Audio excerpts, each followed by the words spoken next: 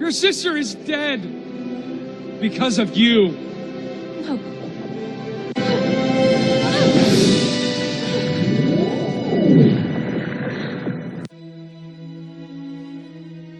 Christoph. Anna. Elsa.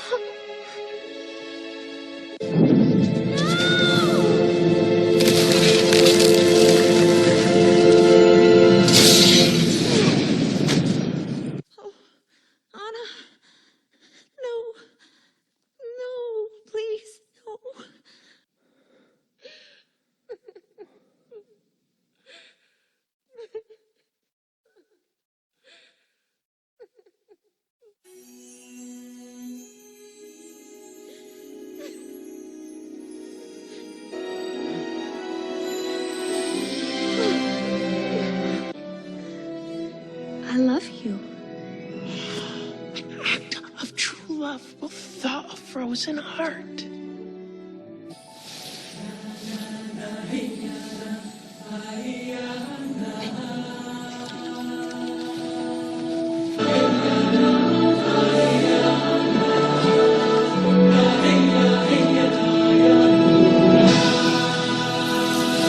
Otherwise, it gets one-sided, like Frozen, which was an absolutely dismal and wretched movie. It was mythology. It was. Disney's pretty good at mythology, but Frozen was pure ideology. I knew you could do it.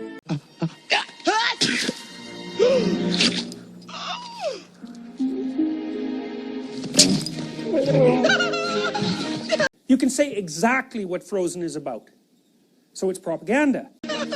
So Sleeping Beauty, she's naive as hell. They put her out in the forest and have her raised by these three, like, goody two-shoes fairies that are also completely devoid of any real potency and power, right? There's nothing maleficent about them. And then the first idiot prince that wanders by, she falls in love with so badly that she has post-traumatic stress disorder.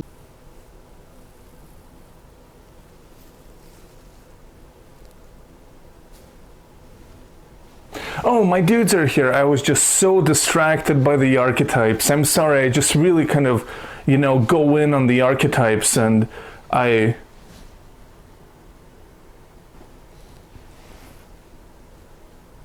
Tinkerbell with bruised legs, so subversive, yet so desirable. My homies, my ninjas, how much do these Disney movies really mean to us? Man, it's a lot. Do you remember when you were Simba the lion, fucking fighting for your dominance hierarchy in the savannah? Do you remember when you were that fucking emo the fish swimming through the ocean? I really haven't watched that one, so I don't know what happens.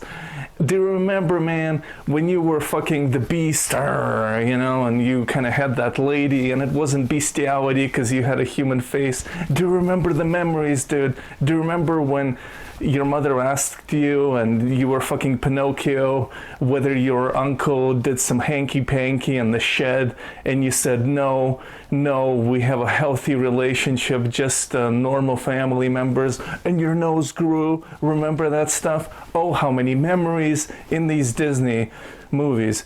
Every time I turn that shit on, just when I see the Disney Channel logo, I get fucking an epileptic seizure of meaning. Right, man? You know what I'm talking about? Dude. Oh, you're an adult and you don't give a shit about that stuff and you can barely remember half of it? Is that what you're telling me? Oh, well, okay then, man. Well, what explains then that Disneyland squatter Jordan Peterson, Professor Jordan Peterson, what explains his bizarre behavior? Why is he so fucking frozen? Why is he so, his dick is fucking frozen to this fucking Disney universe? Why does it arouse so much passion in him? How do you explain it, man? How do we explain something like that? Now allow me to drop some wisdom on Jordan Peterson and Disney characters, on Jordan Peterson and these cartoons. You see, Jordan Peterson, the reason he's so preoccupied with this shit is because he's our dad, man.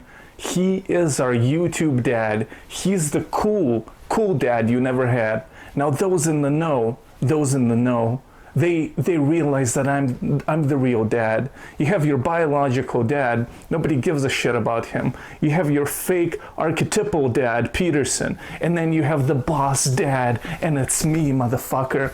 I'm your dad. Just call me dad, all right? Let's just call me dad, okay? Just call me dad. You don't need to know my last name. I'm just dad. It's Ivan the dad, but drop the Ivan. It's just dad. Now don't contact me in real life because shit gets awkward, but I'm your dad, and if I like your comment, I will put a little heart next to it, dude. I'm not stingy with that shit because I'm dad, all right? I'm dad, but let's forget about it. No wonder Jordan Peterson fans routinely refer to me as a psychopath. I'm so self-involved. It's not about me, it's about the professor. Let's pretend that he's our YouTube dad, even though just call me dad. But let's pretend that Jordan Peterson is our dad. And so what does dad do? Well, dad explains things. Dad clarifies things. You've been looking at something and dad says that fucking puppy has herpes, we're not gonna buy it. This is what it's the dad X-ray vision of meaning. He sees meaning where you don't see shit. Now, Jordan Peterson, he likes to yap about different things. You know, he has a wide horizon, man. He knows about Carl Jung and Sigmund Freud. He likes to talk about Dostoevsky and Nietzsche. But let's face it, dude, a lot of dad's children haven't really read that shit. In fact, like when Peterson talks about Dostoevsky, he gives us the spoilers, man. He gives us the spoilers. Now, I don't care about these spoilers. I know Raskolnikov stabbed that grandmother, dude. I read that stuff. Mostly probably because I'm Russian, you know. I probably wouldn't have read Dostoevsky otherwise, but I do recommend it, dude. It's a classic of literature. It happens to be that I've read a lot of shit that Peterson talks about, like Nietzsche and Freud. It just so happens to be, this is why we're linked together forever. I love you, Peterson. I hate you, Peterson. I'm gonna destroy you and build you up, Peterson.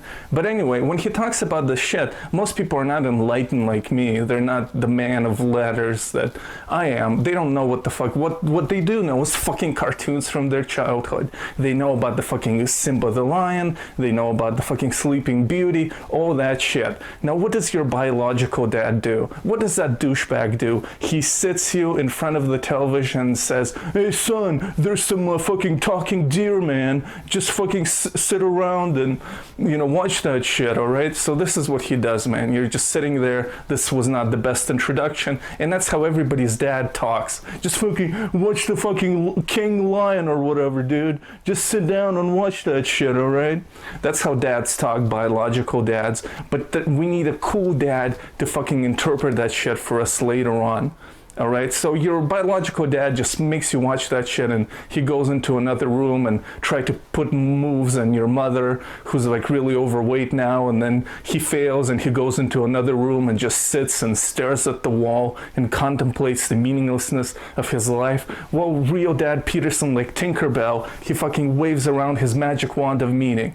Like all these lines, all this shit, they were just like corpses in your unconsciousness, and fucking Peterson brings them to life. And that's what makes him the cool dad. He takes the stupid references from our childhood and makes them even more fucking retarded with his dumb psychoanalysis. So let's leap into this stuff, dude. Otherwise it gets one-sided, like Frozen, which was an absolutely dismal and wretched movie.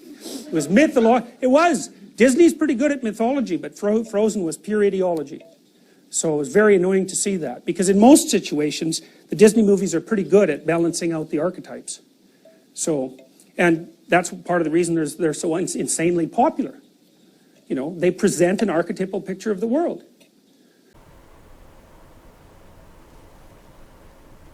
Now, are you the type of cuck that doesn't see yourself and your mother in talking animals?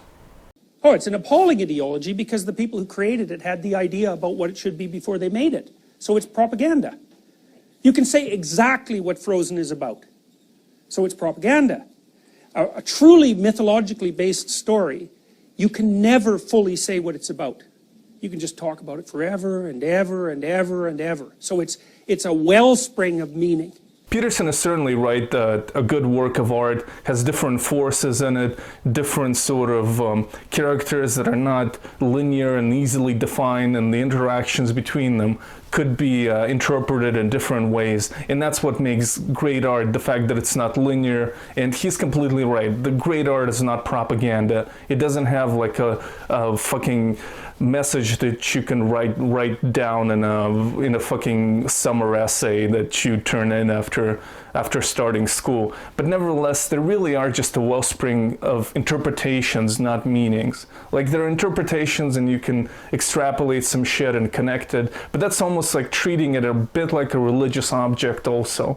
Like, it's just a fucking cartoon at the end of the day. Like, you can interpret a lot of shit and project a lot of stuff onto it, and that's kind of worth doing. But it's not like some sort of a fundamental meaning of your life. If all the Disney movies never existed, like, civilization realistically wouldn't fucking lose much, and there wouldn't be that fucking overpriced $5 water at the fucking amusement parks, you know what I'm saying? And the thing is, you say, well, you know, I don't have any religious beliefs. You might say that to yourself. It's like, fine, why do you watch Disney movies? I really don't watch Disney movies, man. That's the thing. What the hell do you think you're doing in the theater? I'm not in the theater watching cartoons, dude. You don't think that's a religious experience? Negative. It's just because you're completely clueless about what religious experiences are. You're watching a bunch of pictures. Like, they're drawings, you know? They're of things that aren't even real. And then you're just in there, like, embedded in there. It's got your imagination. So you say, well, I don't believe in any of that. It's like, yeah, right. Son, come on. You believe in it. All right, Peterson, you got me, man. I believe in it. If you say so, man. If you say so, I believe in it. I believe. Now, however, Peterson is right. There's definitely a connection between these talking animals and cartoons, children's cartoons that he's so committed to, and religion. And the connection is clear, and that's like that fancy word anthropomorphization. Motherfucker, English is my second language, alright, dude? Don't be sitting there fucking judging me for this shit. My fucking mouse just fell. Alright, dude, here's the thing. Here's what's going on. We as humans are social animals. We're social primates. And we have a capacity for abstract thinking. And therefore, it's natural for us, it's a big deal for us to establish social relationships with different people. This was a crucial aspect of what makes us humans. It's a crucial aspect of what allows us to survive as pack animals, as group animals, as social fucking animals.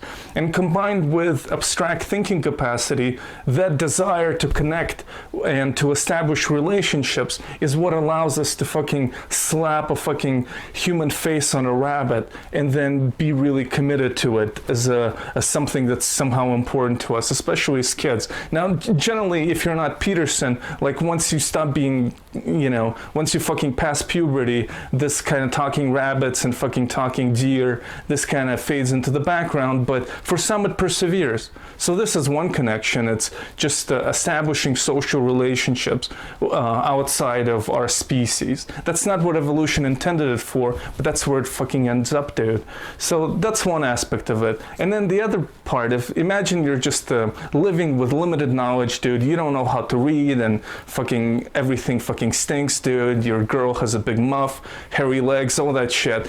Really primitive environments, and you're at the mercy of the elements. So what do you do with the elements? You fucking attach fucking faces to them, right? This is the god of rain. This is the god of the shitty lake where whatever Hashimu, whatever, drowned in it. So it was a, you know, the lake claimed him. This is the god of the mountain. This is the god of harvest. And then the Hebrews brought that shit together into one neat package, and it's the big boss. It's fucking Hashem, a big fucking face on everything. Now we can have a social relationship with the universe as a whole. So there's definitely a connection there, but just as we shouldn't really fucking define our lives by talking deer, we shouldn't define it by the idea that an indifferent cold universe has a fucking human face or something resembling it. I know, like, some religious people are saying, oh, it's beyond conception. Yeah, motherfucker, you fucking deal with you fucking haggle with this fucking god like you would with your fucking neighborhood grocer or some shit.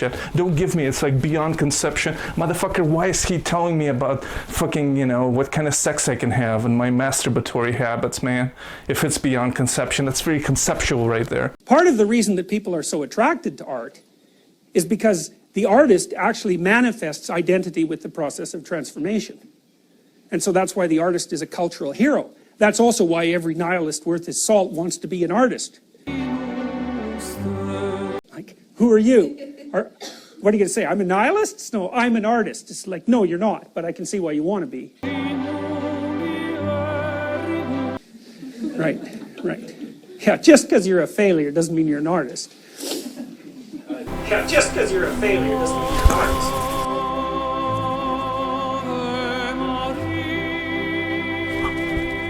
You love the Disney metaphor, don't you? Honest to God, Dave, the Disney metaphor, you're just a very stupid man, dude. Just say something manageable for yourself, like, oh, you really like Disney movies.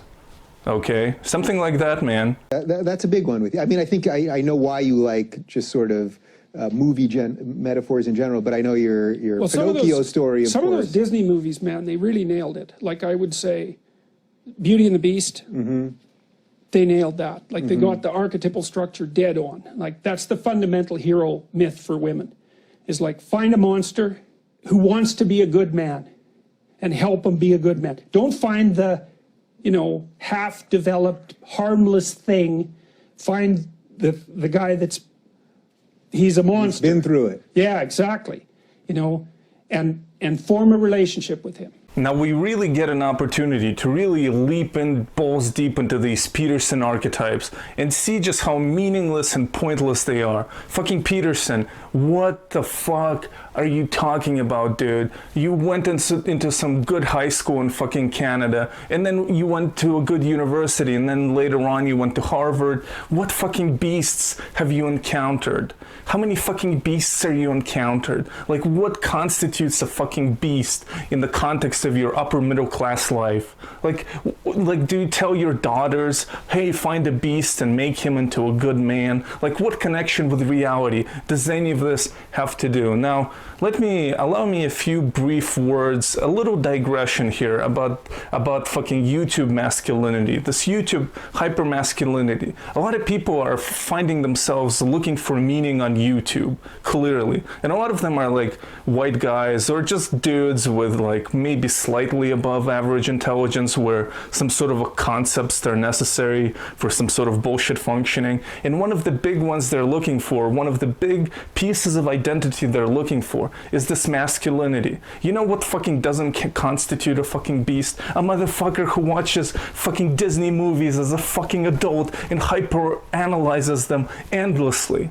But of course it's himself. He's the dark beast that Peterson is talking about. He's this fucking masculine figure that needs to be reformed. No, you're just a fucking narcissist, dude. Most of these taming of the beast has to do with like fucking put down the fucking toilet seat and wash the dishes or whatever, take out the garbage. That's the taming of the beast. You live in some kind of romance novel that middle-aged women fucking read in your own fucking equivalent of that fantasy world. Now, another brief digression about masculinity. You know, if you ask me what defines a masculine man, like a masculine man in the old school kind of definitions of masculinity, I would say it's somebody who has been through physical confrontations in his life. Maybe they've gone through war or placed themselves in danger in one way or another. They weren't they weren't running away from some sort of physical confrontations or other types of confrontations, and it was a normal part of their life.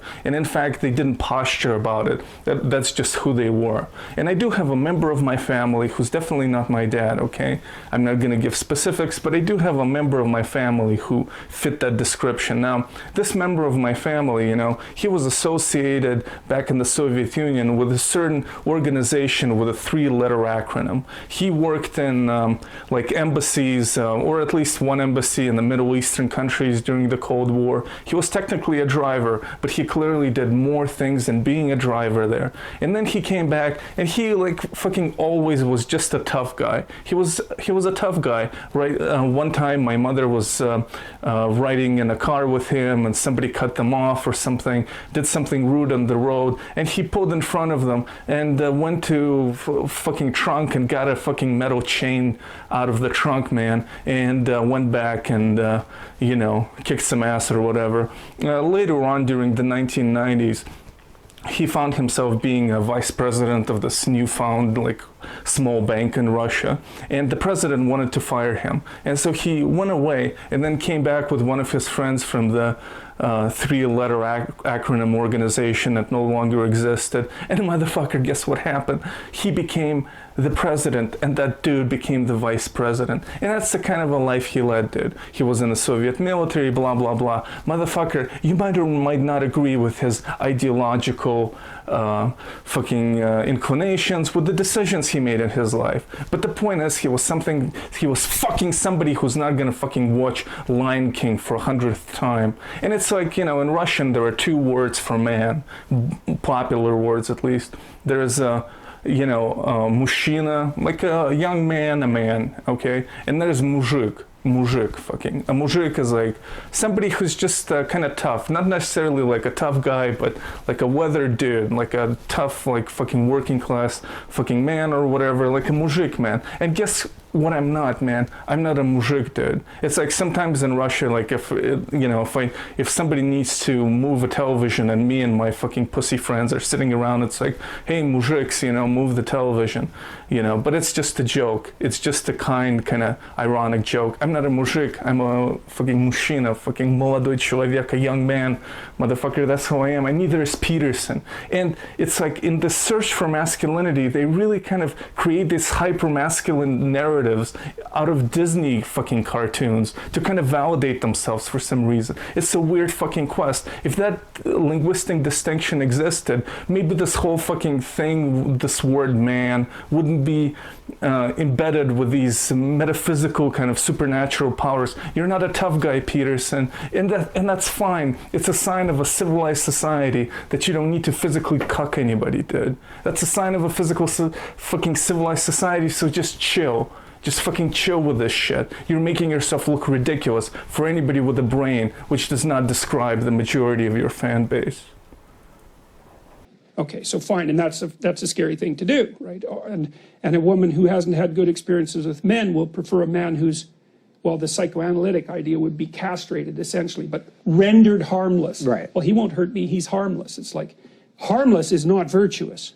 Harmless is dangerous.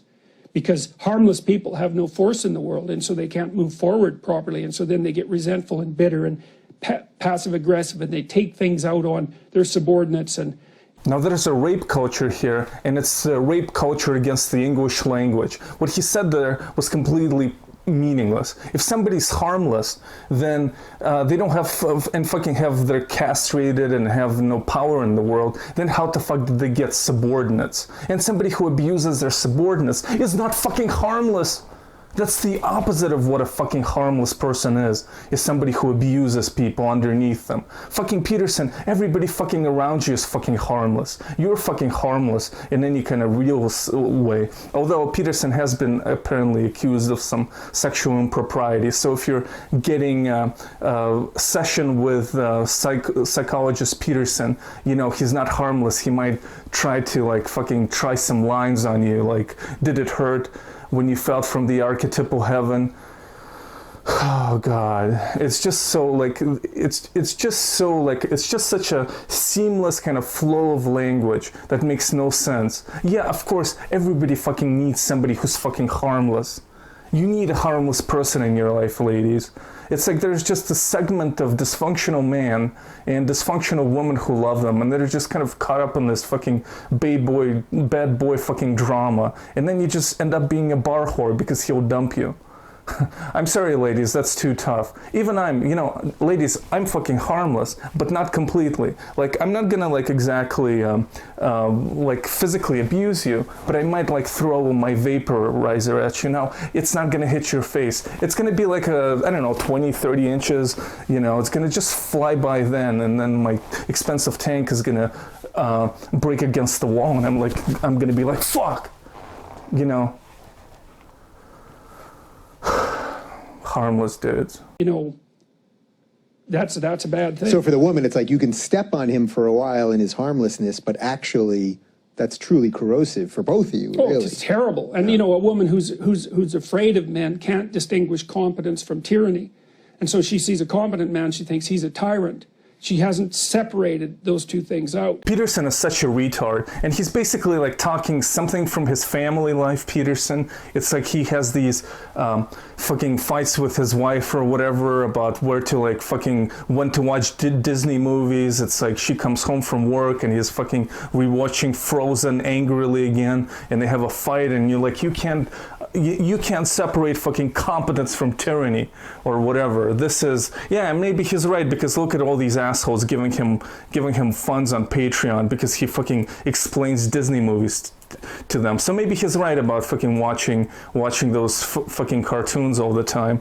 But you know, it's like, if anything, you retard, it's the other way around. It's like somebody mistakes, a woman could mistake like a tyrant or somebody who's abusive and controlling for competence because of their like false self-confidence, etc. Like that's fucking possible. But this shit you're talking about, the reverse, nobody fucking makes that fucking mistake. If a person is not psychologically abusive, nobody will mistake their fucking competence for fucking tyranny. If they don't superimpose themselves, if they don't fucking demand anal every night, literally or metaphorically, then nobody makes that mistake. You could make it somewhat relevant by saying that there are some insecure women who go for the fucking but it's all about bad boy Peterson. It's again him projecting. Peterson is the fucking beast that needs to be tamed, this hyper masculine beast, and now he's so fucking competent and so masculine that a goofy woman will mistake him for a tyrant. Peterson, fuck you. You're just a fucking Canadian academic pussy. And that's fine. So are all of us, dude. So are all of us. The other day I was chasing a dude with my cargo van because he cut me off. And he got scared of me after I chased him for a while on the freeway. And he slowed down to 40 miles an hour so I would pass him, dude. And at that moment I said, Ivan, you're a fucking pussy college boy. How do you find yourself here? And it's just because I was angry. I wasn't trying to cuck anybody. I know I have a huge fucking car, and some people are afraid of it because, you know, you see a dude in a cargo van, maybe he's packing, you know what I'm saying? So people get nervous around me, but I try not to exploit it just out of righteous anger, my man. And I shouldn't really do it because people really do pack heat here, and eventually I might, you know, fucking chasing somebody on the freeway, I might see some piece of metal there in their vehicle. You know, so it's like the guy who marries someone and then turns her into his mother. Oh, that guy.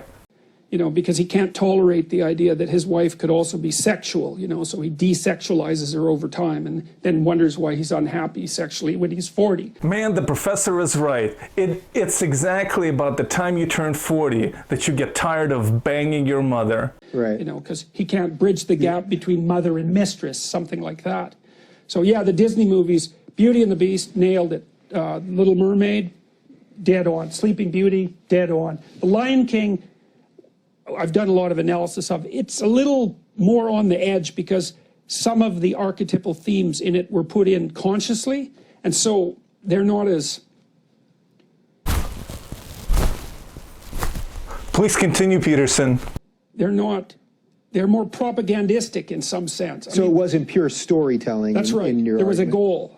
You know, the story has an internal logic and its own arc, and if you're aiming it at a moral statement, then it's not art, it's propaganda, and it'll fall flat. Frozen was a good example. That was propagandistic right from the end to the beginning as far as I was concerned. And it was the right propaganda for the time. Yeah, there were like two princesses and they had a fight, and one of them became kind of evil, but not really, and she kind of froze everything. And then she shot some shit into her other sister, who came to awaken her decency. And she started to get frozen, the second sister.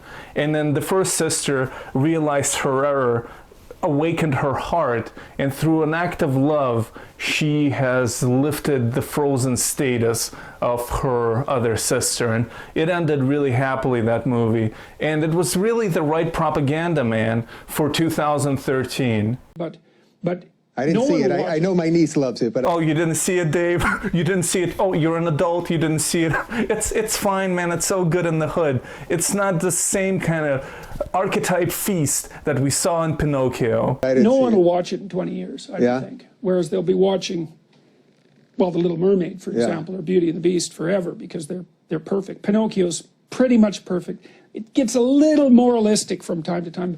You know, it was done in the 30s. It's like, give them a break. My homies, my ninjas, please give Pinocchio a break. Give it a break, because it was from the 1930s, and you know what the Germans were up to back then. Don't we all know? Dude, let's move on to Jordan Peterson offering his constructive criticism, or not even criticism, but kind of archetypal praise and analysis to the Disney classic, The Sleeping Princess. You know, in Sleeping Beauty. Fuck me. It's Sleeping Beauty, not Sleeping Princess. I'm sure she was royalty as well, man, but this is the fuck. This is the kind of things that explain my total failure in life. This is why I live with my mother at 32. This and other archetypal misunderstandings. You know, Sleeping Beauty goes to sleep. And the reason she goes to sleep is because you have to remember what happens is she has parents who are quite old. And so they're pretty desperate to have a child, like so many people are now. And they only have one child, like so many people do now. And they have a low-fiber diet, like so many people do now. And they don't want anything to happen to this child, because like, hey, it's a miracle. And there's only one of them, and she's the princess, and so it's like, we're not letting anything around her. So they have a big christening party, right?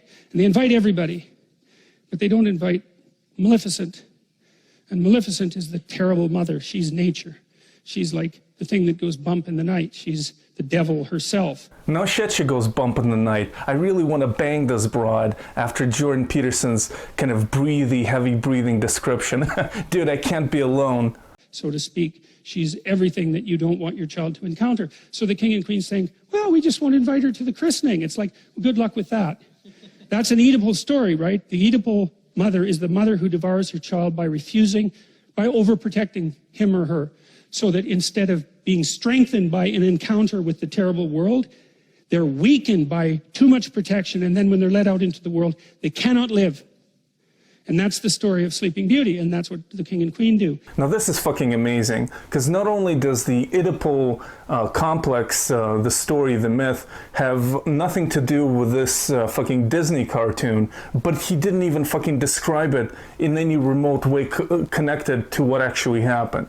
I mean, Oedipus, he was dumped by his parents, and then he came back not knowing where he came from.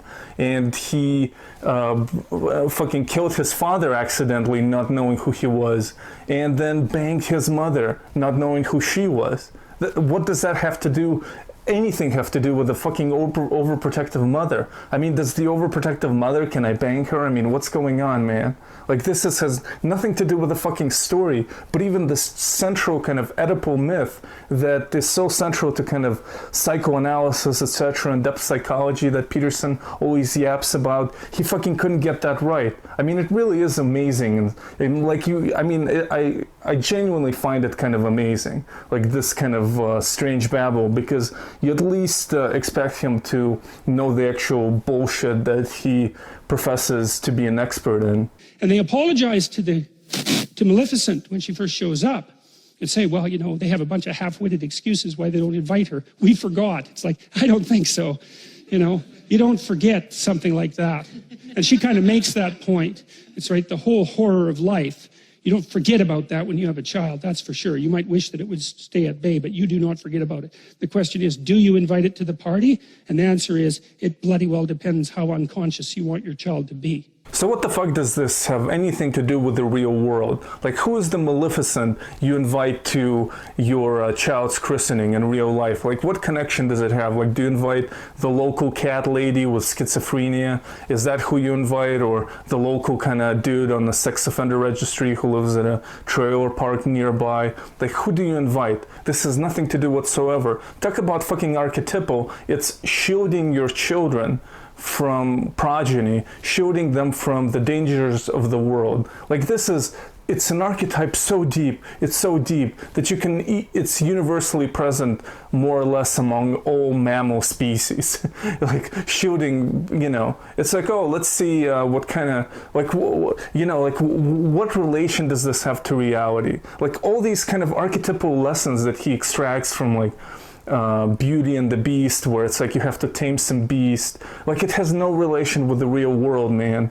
It's like he's just surrounded by accountants and stuff, and different nerds, and like, what's the beast you're gonna tame? A fucking software engineer on the autistic spectrum who's, you know, like, what are we talking about with this taming of the beast? And what are we talking about here? It makes no sense. Like, there's no real application here. Yeah, there are some assholes who spoil their kids, and they're assholes, but it's like all of us kind of shield ourselves from aspects of the world. It's like, why live in a first world country? Why live in a neighborhood with little crime?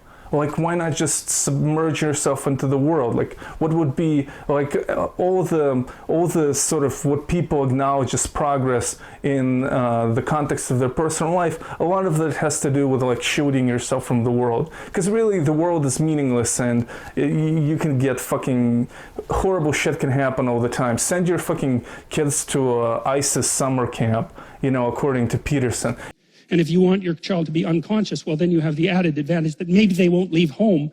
And so you can take advantage of them for the rest of your sad life instead of going off to find something to do for yourself.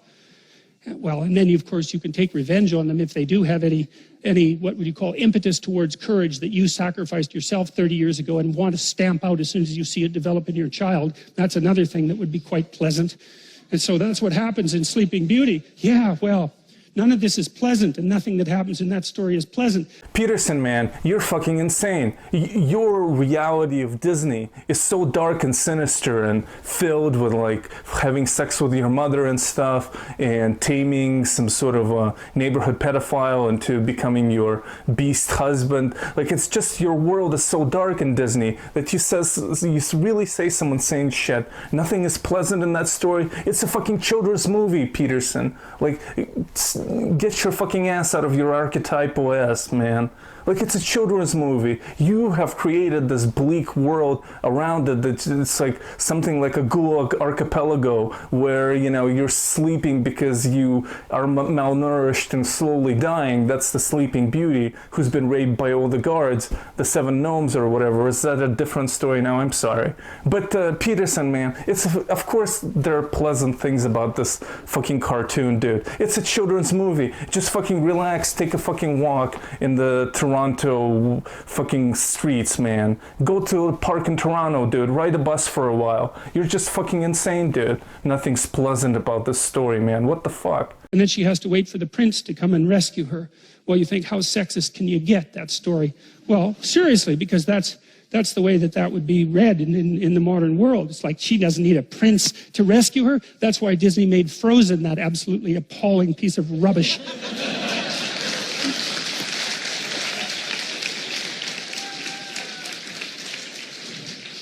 Oh look, it's Comrade Stalin reporting a good harvest again for the year 1937. What a great, yeah, let's applaud that shit. Now, I always get a little bit of a douche shows from these kinds of meetings and applause, because inevitably, like Sam Harris or whoever, people that I like, will come off on the stage and people are just like sycophants, start to laugh uproariously at everything they say and applaud pointless bullshit. But no bullshit is more pointless than having a guru who hates a Disney cartoon, and then you're just delighted when he restates his hatred. It's like, yeah, fucking Frozen. I fucking hate the chipmunks and the fucking Mimo the fish or whatever. Like, what the fuck, man? How do you assholes find yourself in this predicament? So, you know, you can say, well, the princess doesn't need a prince to rescue her, but, you know, that's a boneheaded way of looking at the story, because the prince isn't just a man who's coming to rescue the woman, and believe me, he's got his own problems, right? He's got a whole goddamn dragon he has to contend with, but the prince also represents the woman's own consciousness. The consciousness is presented very frequently in stories as symbolically masculine, as it is with the logos idea, and the idea is that without that forward-going, courageous consciousness, a woman herself will drift into unconsciousness and terror. And so you can read it as, well, the woman who's sleeping needs a man to wake her up. And of course, just like a man needs a woman to wake him up, it's the same damn thing. That's the dragon fight in Sleeping Beauty. But it's also the case that if she's only unconscious, all she can do is lay there and sleep, like the sleep of the naive and damned. She has to wake herself up and bring her own consciousness, her own masculine consciousness into the forefront so that she can survive in the world. And of course, women are trying to do that like mad. You see, Peterson has made it way less sexist, because before you thought just a prince was just a prince, but now he's just a kind of a symbolic representation, the masculine representation of consciousness itself. So it's like the one aspect of you ladies that will promote awakening is actually, check this out, masculine in nature. So it's almost like the only worthy aspect of your psyche, the one that can propel actual progress out of unconsciousness, out of sleep, is masculine. So it's just like the best part of you is the little shred of masculinity that you possess. So we fucking solved this one with Peterson. We thought this was sexist, and then we made it totally not sexist, dude. fucking awesome. Man, it's just this concludes our story time with Peterson, man.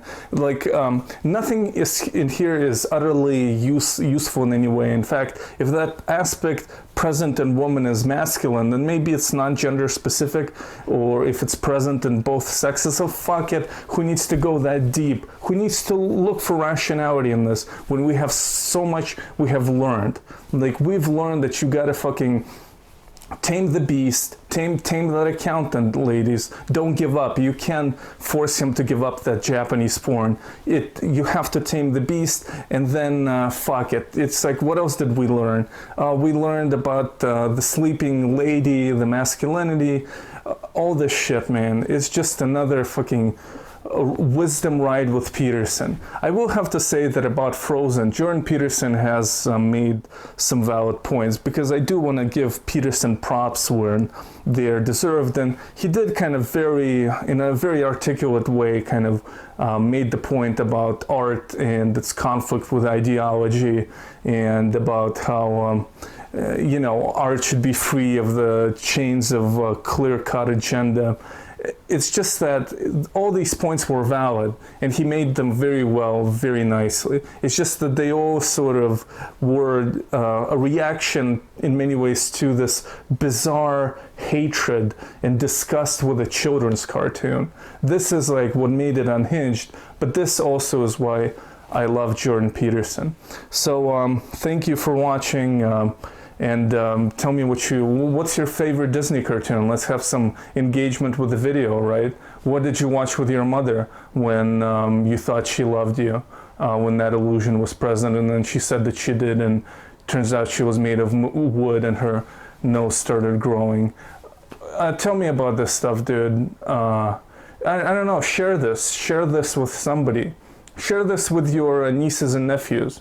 They need to, exactly, I am Maleficent, don't fucking hide me from them. They need to understand the humor, they need to understand the bleakness of the world. Okay, guys? All right.